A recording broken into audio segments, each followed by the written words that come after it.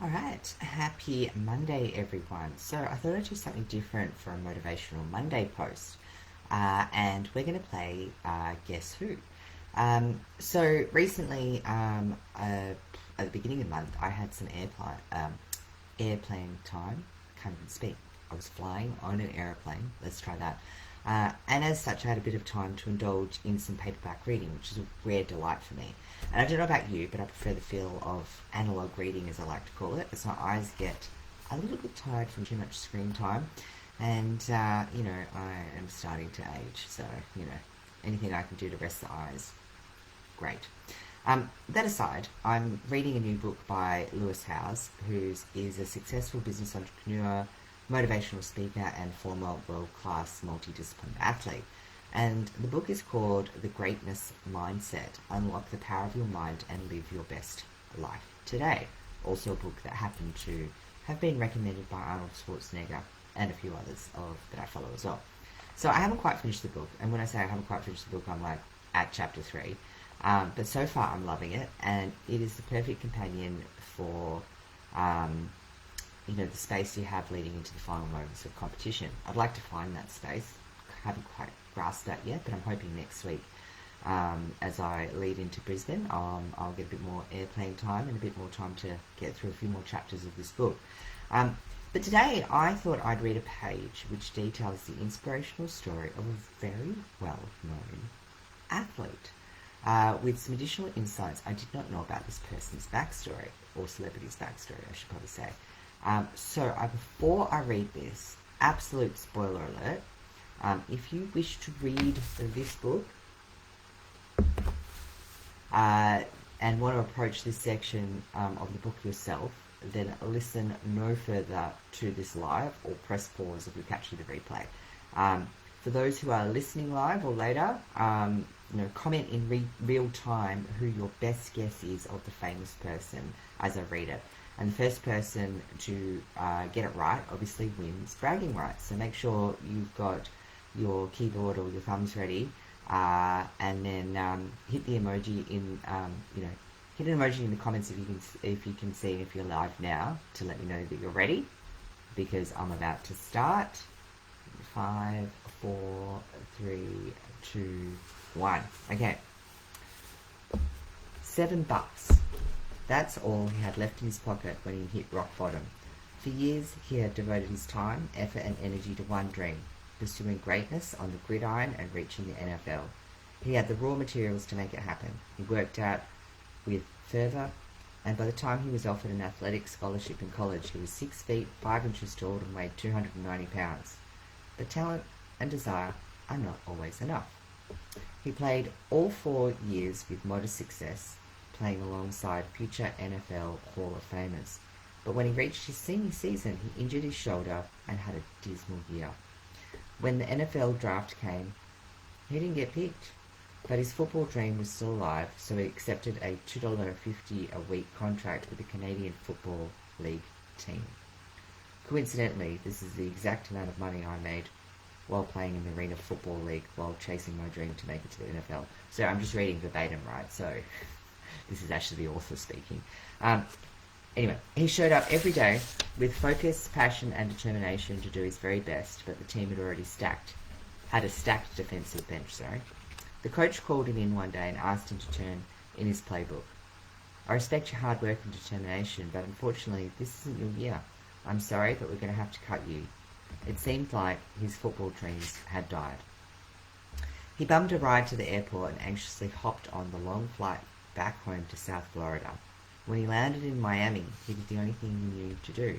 He called his parents, who lived in Tampa, for a ride and a place to stay. On the long ride through the Everglades in his dad's little red pickup truck, he wondered about his next move.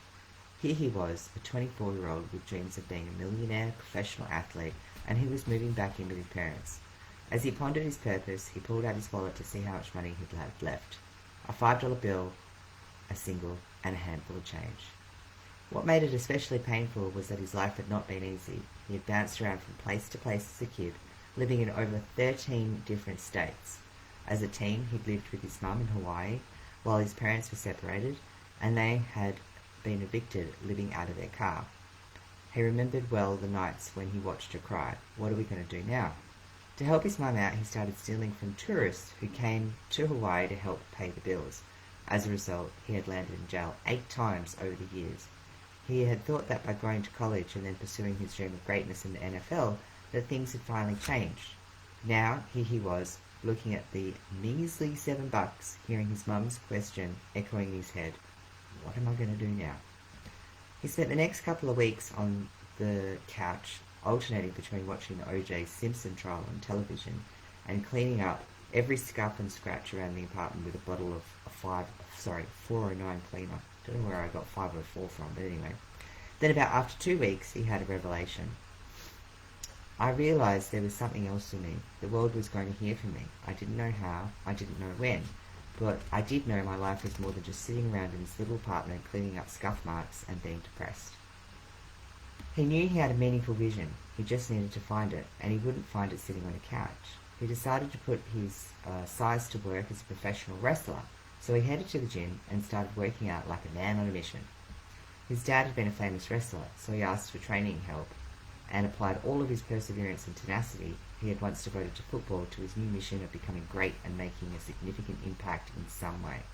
And although success didn't come all at once, it paid off. He started out wrestling under the name Rocky Maivia, a play on his father and grandfather's names, but he was booed soundly by the crowd. He then became the Blue Chipper, with much the same negative reaction, but he was learning both the athletic skills and the show business expertise that eventually led to him developing a new, record-breaking wrestling persona. Dressed in all black, he became the villain that everybody loved to hate, and the crowds loved him. For the next 7 years, he dominated the wrestling world, winning the world title every single year. He finally succeeded in his mission, but he wasn't done. You may not have followed wrestling during those 7 years, but you've probably heard of this determined young man, because as Dwayne "The Rock" Johnson excelled at the show business side of the wrestling world, his mission evolved as he aimed for something bigger, Hollywood. So, did you guys guess it was The Rock, and when did you do that? And what did you not know prior to this? I didn't know that he'd actually been in jail. Like, I knew he lived in Hawaii for some period of time, and I knew his dad was a professional wrestler.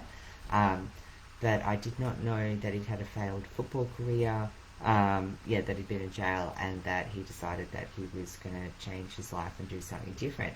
So obviously, if you're not aware, and I don't know why you wouldn't be maybe hiding under proverbial rock, obviously, Dwayne Johnson is probably one of the most successful male actors at the moment. I think he's been at the top of the highest paid male actors for some time, probably rivaling the income of good old Arnold Schwarzenegger there.